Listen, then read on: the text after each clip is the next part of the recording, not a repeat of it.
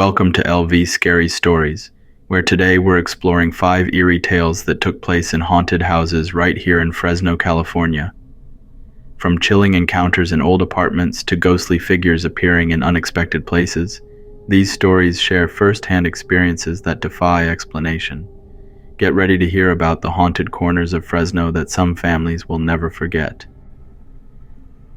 Story number 1. It was 2005 when my family moved into a house near Dakota Avenue on the west side. Since I'm a stay-at-home mom, I take care of the house and picked up the kids when they got out of school. When everyone was home, nothing unusual happened. However, when everyone was at school, my husband was at work, and I was home alone, I kept hearing noises, like a rat rummaging through bags of clothes in the closet. Every time I went to check, the noise would stop, and I never saw anything. One morning, after dropping off my kids at school, my sister called and asked if I could get some herbal medicine for her cough from my backyard. She said she'd come by to pick it up. I told her I was about to head to the local store, so I'd drop it off at her place. After we hung up, I went to the backyard to gather the herbs. When I come back inside the house, I put the herbs on the table, then went to the bathroom. After washing my hands, I grabbed my car keys and headed out. Once I got into the car, I realized I'd forgotten to grab the herbs, so I went back inside to get it. That's when I heard it again, the noise from the closet. I picked up the herbs and walked slowly toward the bedroom where I heard the noises. I carefully opened the door, and that's when I saw her, a woman with messy hair, crouching down and digging through the clothes in the closet. I stood at the door watching. This time she didn't seem to hear me. Then I said, "Who are you?" She stopped but stayed crouched down. Strangely, she was wearing traditional funeral clothes. These are the kind of clothes we put on someone once they've died. Again I asked, "Who are you? Why do you keep coming here to look for things?" She turned her head and looked at me. Her lips were dry and cracked. She looked like me. I was terrified and ran out of the house, straight to my car. I drove to my sister's house and stayed there until it was time to pick up my kids from school. I didn't tell my sister what I had seen. Before I left to pick up the kids, my sister told me something. She said she hadn't told her husband yet, but wanted to tell me. Her doctor had recently found out she had breast cancer, which had already spread to her lungs. That was why she had been coughing so much. I felt heartbroken for her as I drove to pick up my kids. She was my only sister, my twin sister. While waiting for the kids to come out, it dawned on me that what I had seen in my bedroom that morning wasn't me. It wasn't that a ghost had taken on my form. I realized I had seen my sister's doppelganger. That's the only explanation I have at that moment. I felt not only scared but also deeply sad. Her cancer took her life just 2 months after I saw her ghost in my bedroom. After her funeral, I told my grandpa what I had seen. He advised us not to live in that house anymore. Our house was at a 3-way stop, facing directly down a road that led to the intersection. At night, whenever a car came from that road, its headlights would shine into our living room. My grandpa said houses like that are considered unlucky.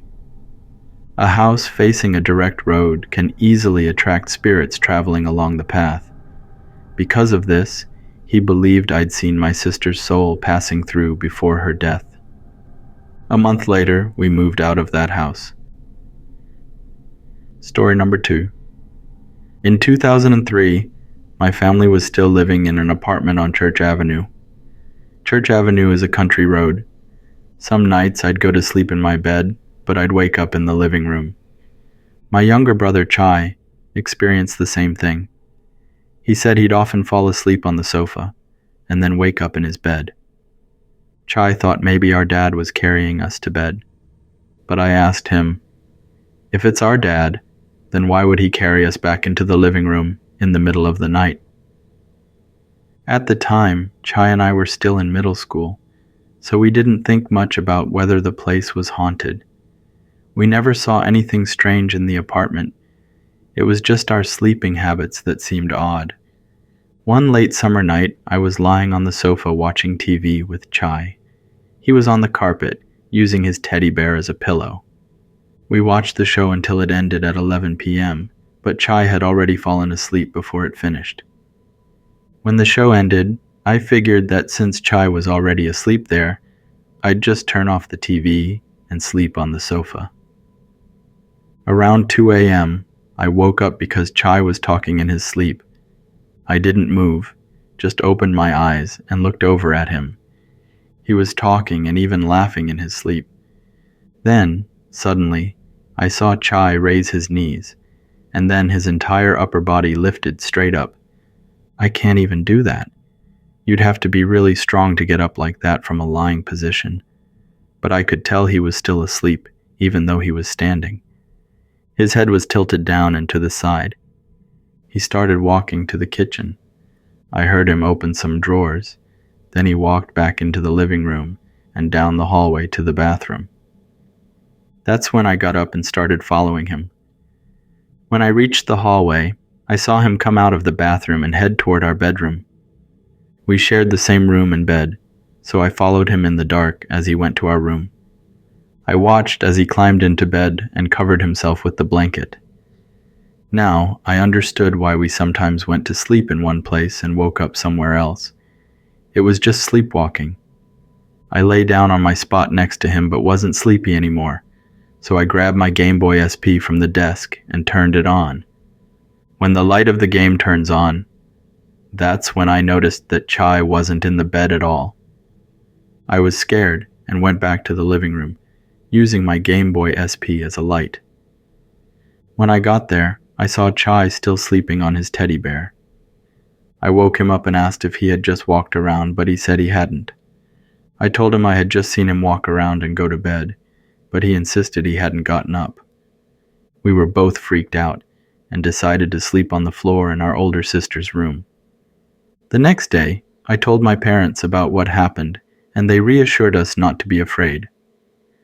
They informed our pastor, and every Thursday night, our church members came over to sing and pray at our apartment for 3 weeks.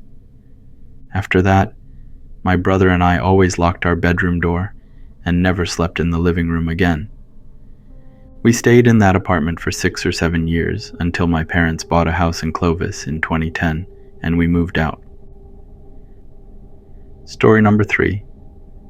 In 2011, my wife and I moved into an apartment about a block away from Fresno State. Living next door was an obese man in a wheelchair named Donald. When we first arrived and I was carrying things inside, Donald came over to say hello. He shook my hand. I still remembered how his hand felt. It was big and puffy with callus. After 2 months of living there, my wife gave birth to our baby boy, Felix. When Felix was around 6 months old, we decided to move his crib into the other room. His room was right next to ours, but we wanted him to start getting used to sleeping in his own space. We had a baby monitor in our room to hear him if he cried. Felix always slept with a pacifier. Sometimes, if he dropped it while sleeping, he would wake up crying, and I'd go in to put it back in his mouth so he could settle down. One day, after taking Felix to a doctor's appointment, we came home to find Donald outside in his wheelchair, enjoying the sun with his oxygen tank. When we got out of the car, Donald commented, "That 2-door Honda Civic is too small with a baby. You need a bigger car, brother." I agreed, telling him my wife and I were already looking for an SUV. As we carried Felix inside, Donald looked at him and said, "Ooh, cute little baby." Another day, we heard a knock at the door. I opened it to find Donald, breathing heavily. His oxygen machine wasn't working, and he'd run out of oxygen in his tank. His face was turning pale, and he was struggling to breathe. I quickly called 911, and within minutes, an ambulance arrived. The paramedics gave Donald oxygen and took him to the hospital. 4 nights later, Felix started crying around 2 a.m. I checked the baby monitor, and saw his pacifier lying to the left of his head, out of his mouth. I got up and went to his room. Usually, I didn't turn on the light to avoid fully waking Felix up. Instead, I would just go in, find the pacifier in the dark, and put it back in his mouth. When I opened Felix's door, he had already stopped crying. I went to his crib and reached down to pick up the pacifier from where I thought it was. Feeling around on the left side of the crib, my hand touched something that felt like the arm and leg of his teddy bear. But as I moved my hand, I felt a large, swollen hand with callous grabs mine. Startled, I pulled back quickly. I turned on the light, and there was no one else in the room. Somehow, Felix had the pacifier back in his mouth, which didn't make sense since a 6-month-old baby wouldn't know how to put it back himself. I was so shaken that I took Felix to sleep with my wife and me that night. After that, we moved Felix's crib back into our room, deciding he was still too young to sleep alone. A week after Donald went to the hospital, his 2 daughters came to collect his belongings. We found out he had died at the hospital. The apartment staff cleaned out his place, and soon after it was up for rent again. We turned the other room into storage and kept Felix with us. When he turned 2, we moved into a better apartment. Story number 4. We used to live in one of those apartments on Kings Canyon. That street was always rough, and even the Walmart there seemed chaotic. People were constantly getting into fights for some reason. During the 1990s, there were a lot of drive-by shootings and stabbings in that area. I'm pretty sure the apartment my family lived in back then was haunted. At the time, my 2 brothers and I shared a bedroom together. Since there were 3 of us, we got the big bedroom with its own bathroom. In the summer, my 2 older brothers were always out with friends or at their girlfriends' houses. So most nights, I'd sleep alone. When they did come home, it would be around 2 or 3 a.m. I don't think the whole apartment was haunted, but I believe the bathroom in our room was. There were a few times when I was just about to fall asleep, and I'd hear what sounded like a woman moaning and crying in pain in the bathroom. I'd open my eyes, thinking it was just a dream, because as soon as I woke up, the crying would stop. This happened several times. My 2 older brothers had similar experiences, but since they were rarely home, they didn't pay much attention. One night, I was alone in the bedroom again. My parents and sisters were already asleep. I heard crying, and then a woman's voice said, "I'm going to die, baby. I think I'm going to die with you." I slowly got out of bed, and the crying continued. This time I could clearly hear it. Usually when I woke up, the crying would stop, but not this time. I carefully walked to the bathroom in the dark, feeling my way, and realized the door was slightly open. I turned on the light, and there, sitting on the toilet, was a pregnant black teenage girl. She had some white powder on her lips, her eyes were blank, and she lifted her head to look at me. I jolted awake from that nightmare, and it felt so real, like it had just happened. I felt as if I had just walked into the bathroom. It feels so real. I looked over, and my 2 brothers were already back and sleeping in the room. I pulled the blanket over my head and tried to go back to sleep. The next encounter was what made me decide to start sleeping in the living room when my 2 older brothers weren't home. Usually, when I heard things, it was more like a dream, but this time it felt real. I was in the bedroom doing homework, and it was only around 10 p.m. I went to the kitchen to grab some ice and soda, and when I came back down the hallway, I looked toward our bedroom, which was at the very end, with the door open. I saw what looked like a piece of black cloth lying on the carpet in our bedroom, but as I got closer, I realized it was a black baby, still attached to its placenta cord, being pulled toward the bathroom on the left. I froze for a moment, then knocked on my sister's door and asked her to go into my room with me. She knew strange things happened in my room, but my parents didn't care much since my brothers and I slept there together. My sister and I went into my room We didn't see anything. I grabbed my homework, and we went back out to the living room.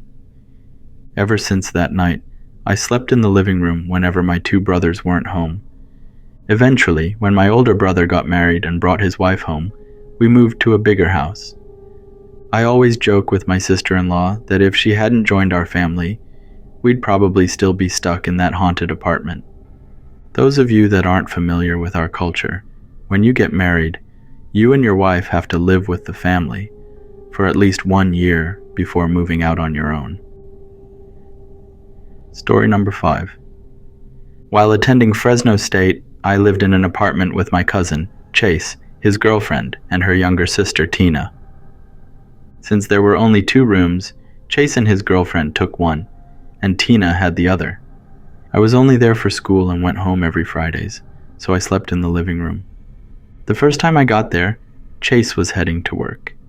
His girlfriend and Tina were already at work and wouldn't be back until around 11 p.m. After Chase left, I started feeling a strange negative vibe, as if I wasn't alone in the apartment. The apartment had tall oak trees outside, making it a bit dark inside. I remember going into the kitchen and noticing 2 cabinets were open. I thought they might have just forgotten to close them, so I pushed them shut. Around 11 p.m., they all came home one after another. That night, all the lights were off except the one in the living room, where I was studying. Chase and his girlfriend were in their room watching TV, and Tina was in hers. But I kept feeling as though someone was standing in the dining room watching me. I'd glance at the dining room occasionally, but no one was there. When I finished studying, I turned off the light, and the room was completely dark. I lay down on the couch and pulled the blanket over me. Just as I was about to fall asleep, I heard the cabinets in the dining room and kitchen opening, but by then, I couldn't move my body. Then I heard something crawling from the dining room toward me, and before I knew it, I felt it under my blanket. I could see the blanket shifting, and whoever or whatever it was, it felt like a small child. It wasn't heavy, but once it sat on me, I couldn't move, and it became hard to breathe. My mind was telling me that it's just sleep paralysis. However, it feels more than just a sleep paralysis. The thing never came out from under the blanket, but I could feel it sitting on my stomach. I never got to see what the thing looked like. This didn't happen often at first, maybe just once or twice a week, but after about a month, it came almost every night to the point where I started to build up some strength against it. When I'd hear the cabinets open, I'd still have a little movement. I couldn't open my eyes, but my mind was fully awake and aware of what's going to happen next. That thing would always come underneath the blanket and sit on my chest and abdomen. One night, when I heard the cabinet open, I tried to wake myself up and move, but I couldn't. I tried to scream, though I wasn't sure if any sound came out. Then I felt a hand on my shoulder and I quickly grabbed it. I opened my eyes and it was Tina. She told me she was thirsty, had come to get some water, and heard me moaning, so she was just checking on me. I told her about how, ever since I moved in, I'd been experiencing these strange sensations of being sat on. Just then, we heard something in the dining room. I pulled out my phone, turned on the flashlight, and pointed it toward the kitchen and dining room. We both saw what looked like someone's head ducking behind the kitchen island. Not just me, Tina saw it too. That night, Tina got scared, so I offered to sleep on the floor in her room. She didn't mind, so I grabbed my pillow and blanket while Tina walked ahead. I felt as though something was following me, and my behind felt ticklish. That night, I slept on the carpet in her room. After that experience, I started driving back and forth for school, even though it was about an hour and 30 minutes from Turlock to Fresno. I kept in touch with Tina and asked if she'd experienced anything else. She said she hadn't. Tina and I kept talking about that night, and eventually, our conversations deepened. She admitted that she actually liked hearing me moan when I was being sat on. Before I knew it, I had moved back in with Chase and everyone. But this time, Tina and I shared a room. We're married now, but if that ghost hadn't done what it did, and Tina hadn't heard me, I might still be single. That's all for this video. Thank you for making all the way through and supporting my stories. Have a wonderful day or night.